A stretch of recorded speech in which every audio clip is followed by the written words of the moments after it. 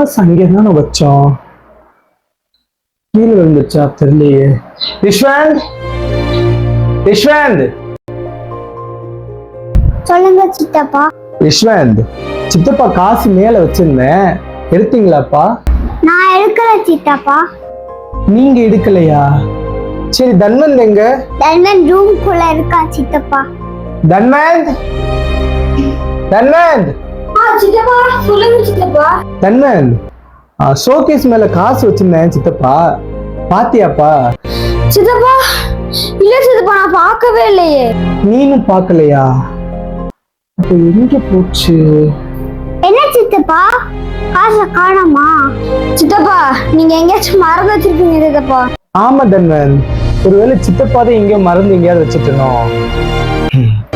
சரி, நீங்க போய் விளையாடுங்க. இங்க வா, இங்க வா.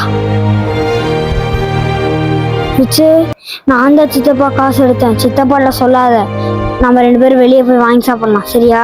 அண்ணே, சித்தப்பா காசு நீ நேத்தியா? அப்ப இல்ல சொன்ன. சித்தப்பாக்கு மட்டும் தெரியவே கூடாது. சித்தப்பாக்கு கண்ணு தெரியனா நீ ஏமாத்தியா? நீ தப்புனே. சித்தப்பா கிட்ட காசு கொடுத்துரு. சித்தப்பா பாவந்த ஏமாத்த கூட, போய் காசா கொடுத்துரு. சித்தப்பா நான் தான் சித்தப்பா காசு எடுத்தேன், மன்னிச்சிருங்க சித்தப்பா. தன்வந்த், எனக்கு முன்னாடியே தெரியும்டா நீ இந்த காசு எடுத்தேன்னு. சித்தப்பாக்கு கண்ணுதான் தெரியாது, ஆனா யாரு போறா யாரு வரான்னு எனக்கு நல்லாவே தெரியும். பண்ண தப்ப மறைக்காம வந்து உண்மை சொன்ன பாத்தியா, இதான் நல்ல பழக்கம். காசு எடுக்கிறது தப்பு இல்லை, ஆனா எடுக்கிறதுக்கு முன்னாடி கேட்டு எடுத்தா அது ரொம்ப நல்ல பழக்கம், சரியா? சாரி சித்தப்பா, இதுக்கு மேல நான் இந்த மாதிரி தப்பு பண்ணவே மாட்டேன்.